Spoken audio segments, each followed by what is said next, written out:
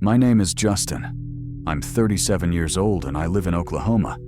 When people ask me why my marriage ended, I usually give them the short version. We grew apart. It didn't work out. We wanted different things. Those answers are easier than the truth. The truth is that my marriage didn't end with a single dramatic moment. It ended quietly, with something said at a party, something I didn't even hear until a month later. At the time, my wife and I had been married for several years. No kids. Not because we couldn't have them, but because we kept saying, not yet. We both worked, paid our bills, lived a stable, ordinary life. From the outside, there was nothing obviously wrong, but stability can hide a lot. The party happened on a Friday night. One of her co-workers was hosting it. I didn't go.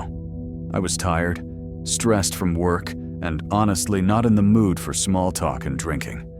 My wife said she'd go for a bit and come back later. That didn't raise any alarms for me.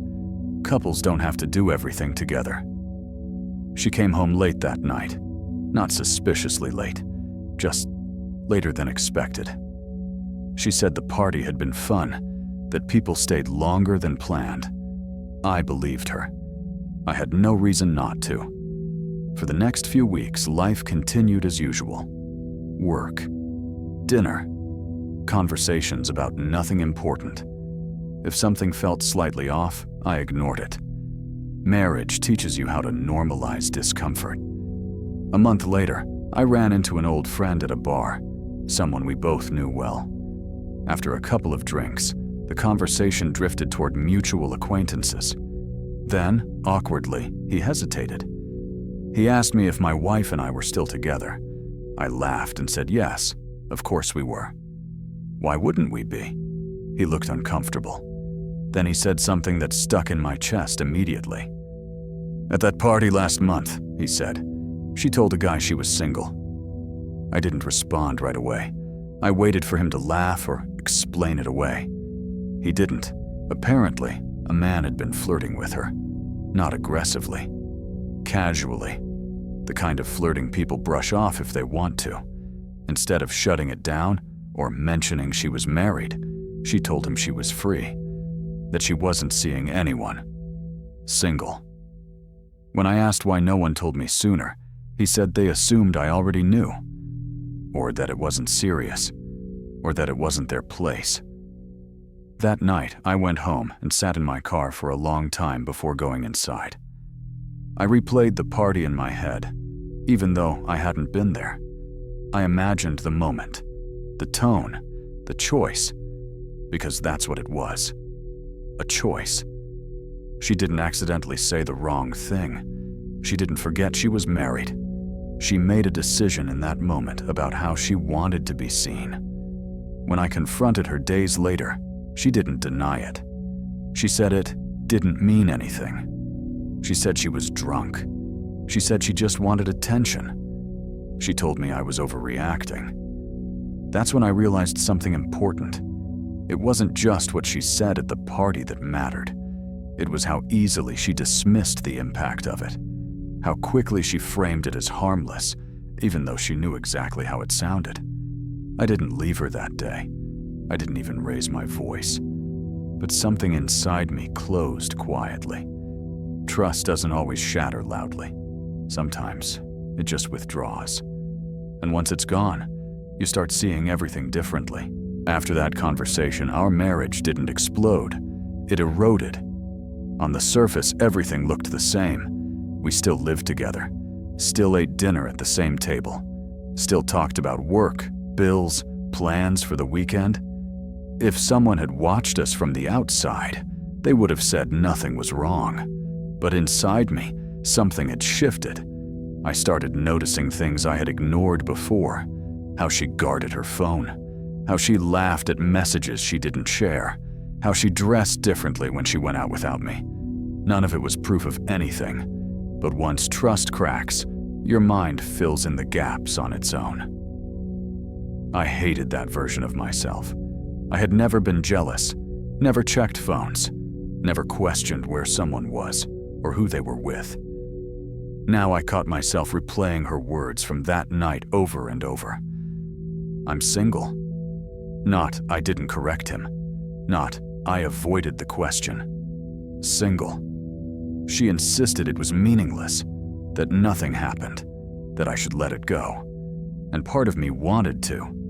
Not because I believed her explanation completely, but because the alternative meant admitting something ugly, that my wife had enjoyed pretending I didn't exist. I tried to rationalize it. Maybe she really was drunk. Maybe she just liked attention. Maybe I was making too much out of one stupid moment. Marriage encourages denial. You don't walk away at the first uncomfortable truth.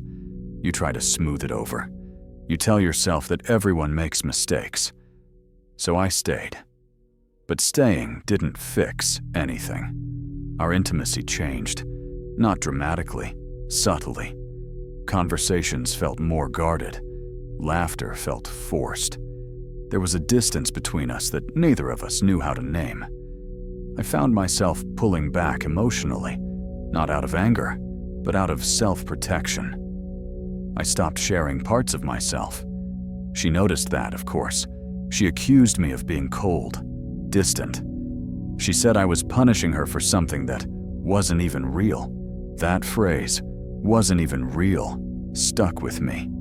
It was real to me. What bothered me most wasn't the possibility that she might have cheated physically. I never found proof of that, and I still don't know if it happened. What bothered me was realizing how easy it was for her to rewrite the boundaries of our marriage when it suited her. I started wondering how often she had done that before, or how often she would do it again. I didn't spy on her. I didn't confront her repeatedly. I just watched. And the more I watched, the more I felt like a guest in my own marriage. One night, lying awake next to her, I had a thought that scared me more than anger ever could. If we had kids, this would be so much harder. That thought came uninvited, but once it arrived, it stayed. I imagined custody schedules, arguments, explaining broken trust to children who didn't ask for any of it. I imagined being tied forever to someone I no longer felt safe with emotionally.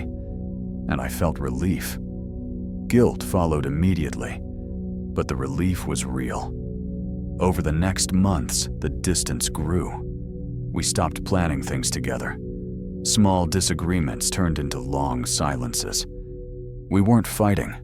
We were disengaging. Eventually, she suggested counseling. I agreed, not because I believed it would fix us, but because I wanted to know if there was anything left worth fixing. The sessions were civil, polite, carefully worded. She framed the problem as miscommunication. I framed it as broken trust. Those two things sound similar, but they aren't. You can talk your way out of miscommunication. You can't talk your way back into trust. By the time we stopped going, I already knew the truth I was avoiding. The marriage wasn't ending because of what she said at that party. It was ending because I no longer believed I was married to someone who chose me, even when no one was watching. The decision to divorce didn't come after a fight. There was no final argument, no screaming, no moment where everything exploded. In some ways, that made it harder to explain to other people. They expected a dramatic reason, a betrayal with proof, a clear villain. What they didn't understand was that by the time we talked about divorce, the marriage had already been over for a long time. I was the one who brought it up. We were sitting in the living room on a quiet evening, both scrolling through our phones, barely interacting. The silence felt heavier than any argument we'd ever had. I realized then that I didn't miss how things used to be. I missed how I thought they were. I told her I didn't feel connected anymore, that something fundamental had changed after that party, that I couldn't unhear what she had said, even if she wanted me to. She sighed.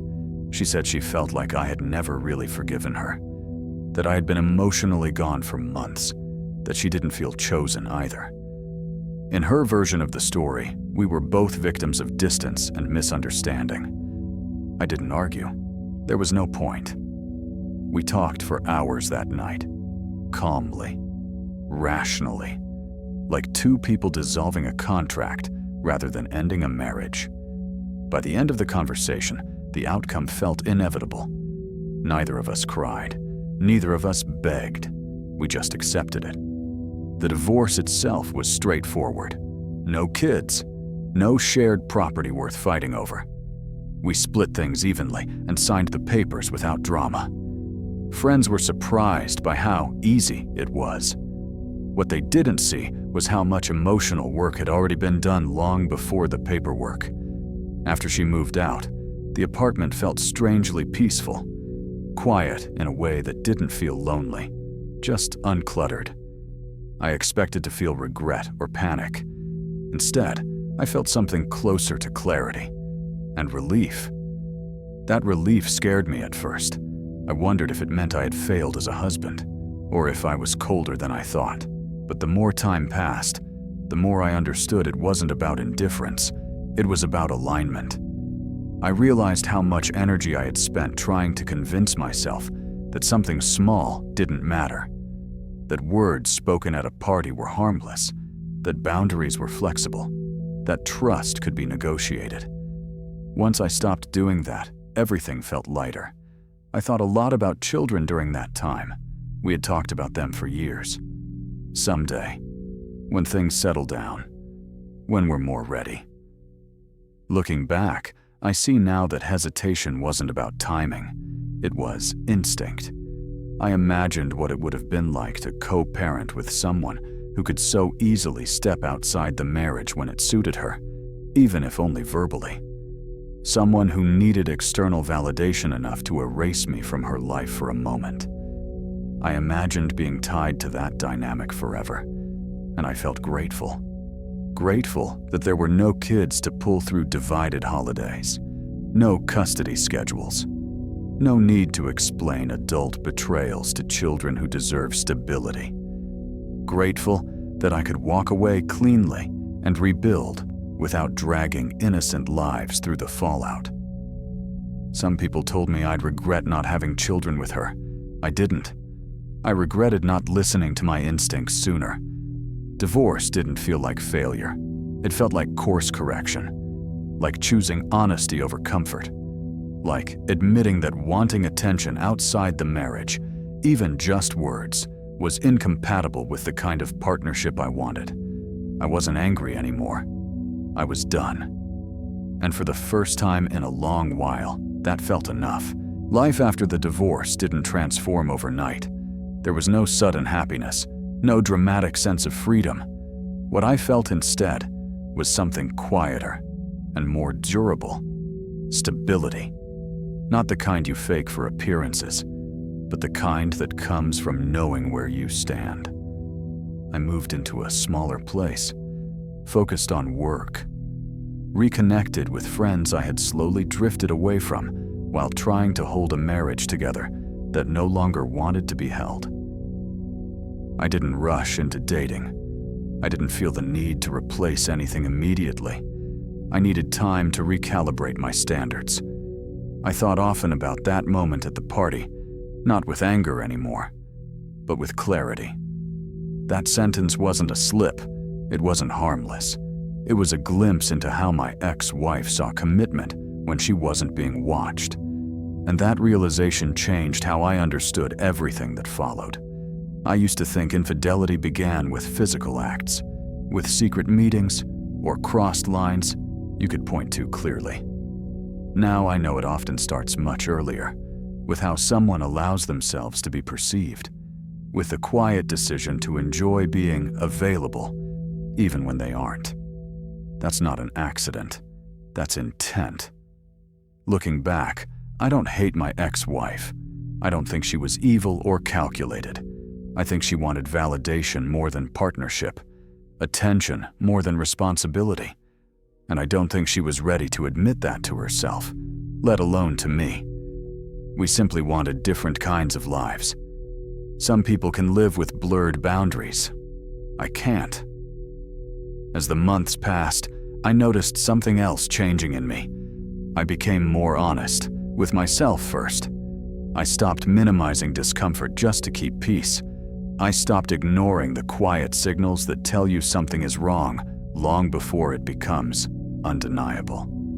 That was the real lesson. I also stopped mourning the future I didn't have. For a while, I wondered what our children might have been like. Then I realized how unfair that question was. Not to me, but to the children themselves. They would have been raised in a relationship built on compromise, where trust had already eroded. That isn't a foundation. It's a warning sign. I don't feel bitterness when I think about it now. I feel gratitude. Gratitude that the truth surfaced early enough for me to leave cleanly. Gratitude that I still have time, real time, to build something honest with someone who doesn't need to pretend I don't exist to feel wanted. At 37, life doesn't feel over. It feels refined. I know what I won't tolerate. I know what matters to me. And I know that being alone is infinitely better than being with someone who erases you when it's convenient.